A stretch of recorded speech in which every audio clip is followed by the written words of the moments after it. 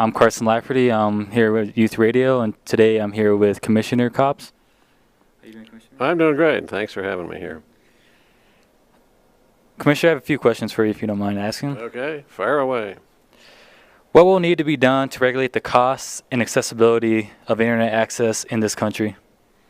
Well, I don't think we're in the business of regulating cost. I think we're in the business of making sure that the internet and broadband are deployed, accessible to all of the diverse populations of the United States, that everybody can share in these opportunity creating tools. You won't be able to survive and thrive in the 21st century without it. So our first job is to make sure we can get it deployed, and then that people understand the need for it so they actually adopt it and make sure that that medium stays open for everybody.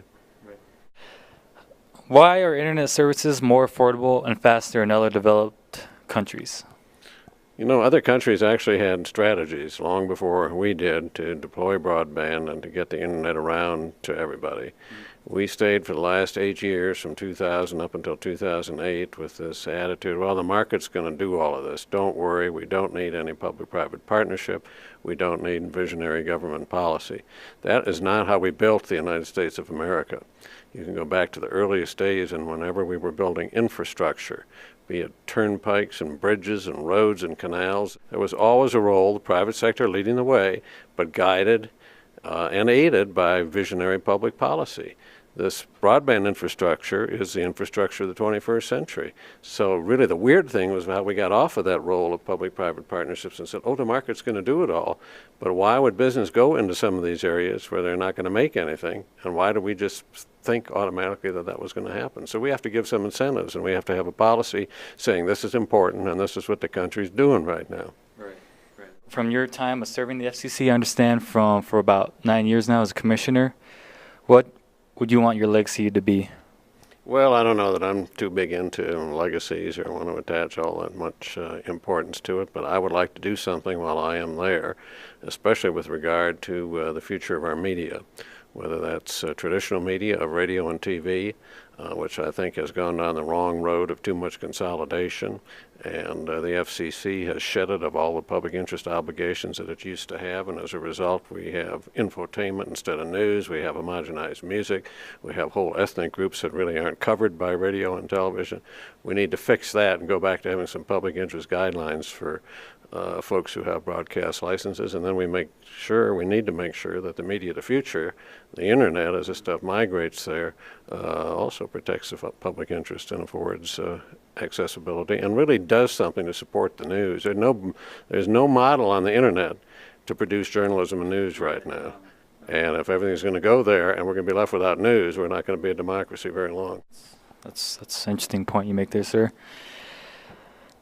My next and final question I have, this is one I brought up in particular for me, is if larger corporations successfully gain control of our internet access, what would this mean for, in particular, the Native American people who live on reservations and rural areas, and whom a lot of us don't have easy internet access or services to?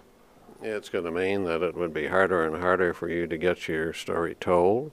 It would be a rarity when the solid contributions that different ethnic groups are making to America actually are broadcast around the country.